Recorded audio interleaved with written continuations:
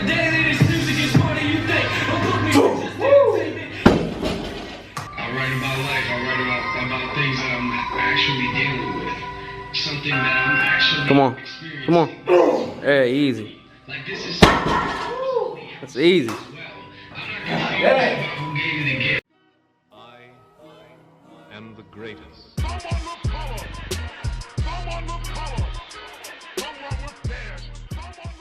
What's up, guys? I'm Charles Williams, aka TheSwolefessor, in education on health, fitness, social well-being. And today, guys, we're talking about weightlifting belts. I just finished up my workout here, had deadlifts, and as you can imagine, it went pretty heavy, and I used my weightlifting belt. So, before we get into the pros and cons of using a weightlifting belt, let's address a few myths and misconceptions. Number one, a weightlifting belt is not a waist trainer, guys. It may make your waist look, smaller when you're wearing it, obviously, right? Like this is my waist right now.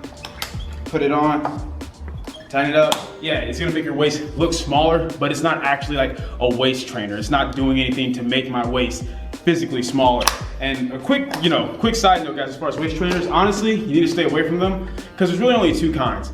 The first kind, which really doesn't do anything for you at all, is one where it's just kind of like, it helps you sweat more. So you're just burning water weight basically, which you're gonna drink that back in no time. It's not gonna actually physiologically change your waist.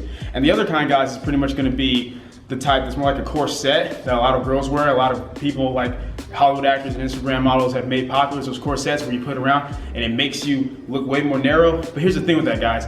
Even though, yes, it's exaggerated, it's not gonna crush your ribs. It doesn't create quite enough pressure to do that unless you're like just really small and frail. The reality is though, guys, it does put a lot of pressure on your internal organs and it's a short-term fix. Because as soon as you take it off, guess what? Your body goes back to the way it is. There's tons of research studies on that already. And yes, of course, the companies who sell it try to say, oh, but they don't know about our product.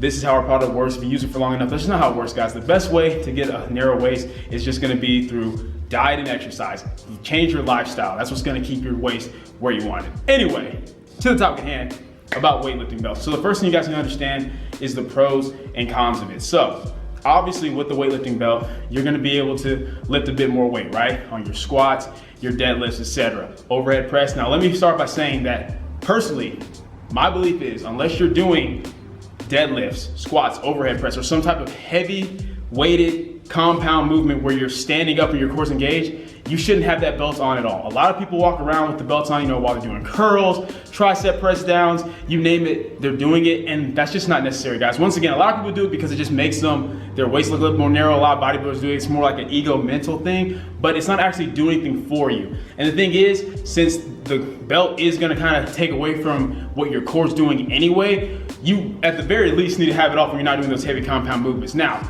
that's the next one I want to address. People always want to know, okay, so does it take away from core strength? Does it not? So whenever we're wearing a belt, guys, and we're bracing our core against the belt, there is core activation. Your core is still working. It doesn't take your core out of the movement completely. But the thing is, it pretty much makes up for where your core is lacking. So how much the weight belt helps you lift is very much going to depend on how strong your core already is. Meaning, if it's only adding maybe 10 to 15 pounds to your lifts, that very well could be because one, you either don't know how to brace your core against it properly, but assuming that you're doing it correctly, it's more than likely due to the fact that your core is relatively strong already without it. So you're only going to get maybe about a 10, 15 pound difference. Whereas some people, guys, get anywhere from like a 20, 30, even in some cases 50-pound difference on their movements because that's how weak their core is. So the question then becomes, is it worth using if it's gonna take away from your overall core strength, or should you focus on building up your core strength? I'm gonna start by saying, guys, that honestly, unless you're a power lifter or in some type of competitive sport where you're allowed to use a weight belt to get the best possible number, I honestly wouldn't. I personally spent years without any type of weightlifting belt or sleeves or any type of equipment. I only got mine when I started doing powerlifting. Reason being is that I'm trying to get the best possible total I can at those meets. But even with that being said, guys, even as a powerlifter, the best powerlifters still have beltless training. We have days where we don't train with the belt, or we have working sets where we don't train with the belt, or at the very least, we'll warm up. If we know that our working sets are really heavy, we'll do all the warm-up sets for quite a few reps up until that point without the belt, and only wear the belt for our top working sets, because we understand the importance of having a strong core even if we're not using the belt. So if you're not involved in some type of powerlifting or weightlifting, I honestly don't even see the point of using it, because it's better just to build your core strength up over time. Now, if you're someone where you're just fixated on hitting a certain number, yes, the belt's gonna help you, but the reality is you'll eventually be able to work up to hitting that weight without the belt. It's just gonna take time. And if you're not in a rush because you're not preparing for a meet or competition, then why not do it? Because that's a lot of core engagement you're gonna get. Like I've mentioned in videos before, guys, yes, we see our abs better through, diet, having a certain body fat percentage. Yes, doing direct core work, especially weighted core work, is gonna be great for building the abdominal wall up nice, thick, and strong. But you get just that type of stimulation from doing heavy squats, heavy rows, heavy deadlifts, heavy overhead press, those moves where your core is engaged. And that's the thing, guys, whether you're wearing your belt or not, you wanna learn to brace your core on those movements, which I'll be going over more of that when I do tutorials over deadlifts, squats, overhead press, etc. But the reality is, guys, if you are gonna use the belt, you at least wanna make sure you're using it effectively. Like I said, a lot of people, what they'll do is they'll put the belt on, right? And that's it, they just put it on and then they go into it. But you wanna brace your core. You wanna breathe the air into your core and brace it. I don't know if you guys can see it. Let me get a little bit closer. So look, I'm not braced right now, and I'm about to brace my core. Boom. Tighten against the belt. That's what you want. That's the whole point of the belt. You push your core against that so it gives you that stabilization and helps as far as your core strength. Now, like I said, in terms of if you should use it or not, if you're not into powerlifting, I personally wouldn't. But if you do, like I said, here's a few things that you need to understand as far as proper use of it. First of all, like I said, if you're not doing some type of heavy standing compound movement, don't wear the belt. There's just no point. You're just taking away from just normal core stability from just walking around at that point. Don't do it. And if you are gonna use it, yes, brace, but I'm a huge advocate of do not use it on your warm-up sets. And then as far as a range, guys, like, okay, well, at what point should I start using a belt? Personally, I'm a big believer in the fact that you shouldn't be using a belt if you can't deadlift 405, squat 315, and then as far as your overhead press, at least anywhere from maybe 115 to 135. That kind of varies from person to person. I know not everyone focuses on the overhead press, but especially for the squats and deadlift. If you can't pull 405 beltless or you can't squat 315 beltless, then I think you need to ditch the belt. Build your core strength up at least to that base level. Just so that way you have something, that you can have a goal to reach. Okay, once I get to this level, boom, those are good weight ranges that anybody can hit if anybody's on a good, solid, structured program. And I'm not talking about some crazy bro split. You guys already know how I feel about good, high frequency, full body programs on a good, solid, structured program. Then in your first year to 2 years, those are very realistic numbers to be able to hit on your squat and deadlift.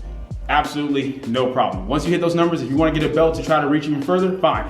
But a lot of you may get to the point where, hey, I just want to keep building up as long as I can without use of a belt. Now, a lot of people have the mindset of, okay, but if I don't use a belt, won't I virtually hurt myself? No, guys, if you're steadily increasing the weight, gradually, progressively overloading, every time you get your sets and reps, adding about 5 to 10 pounds, that shouldn't be a problem. That's the thing, guys. Belts aren't going to help necessarily prevent injuries. Injuries happen from bad form. If I'm going beltless, but my form's on point, I should be okay as long as I'm steadily progressing. But if I throw a belt on, put on 50 pounds more than what I've ever done, and use horrible form, I'm still gonna hurt myself. The belt's not gonna protect you from that. So keep that in mind too, guys. That at the end of the day, the belt can be a great tool for increasing your weight and protecting you if you use it correctly. But it all comes down to proper form at the end of the day. So that's pretty much it, guys. That's pretty much it for the weightlifting belt. So quick overview, the pros, you're gonna be able to lift a little bit more. It does give you something for your core to go against. And that's pretty much the only real pro, is that you are gonna be able to lift more weight. The cons, if you're using it all the time, you're taking away from your actual core strength and stability. And the fact is, it's not doing anything for you as far as trimming your waist down. So that's not even so much a con, that's just a fact. A lot of people have the mindset that it does, but it doesn't. That's pretty much it, guys. That's it for the weightlifting belt. Remember, if you are gonna use one, I strongly suggest at least getting to the point where you can squat 315 and deadlift 405, and then always still having beltless training. Every now and then come in and kind of see, if you usually train with the belt, come in and see how much you can pull or squat without it. That's something that I like to do. Just come in to see, okay, where am I at without a belt? Kind of gauge how far it is. Because if I'm at the point where I'm doing 50 plus pounds more with the belt than I am without it, that's too much for me. So I need to start doing some more beltless training to kind of bridge that gap. That's it for the video, guys. If you enjoyed it, please leave a comment down below. Let me know that you did. If you did not enjoy it, leave a comment down below. Let me know what I can do to get better.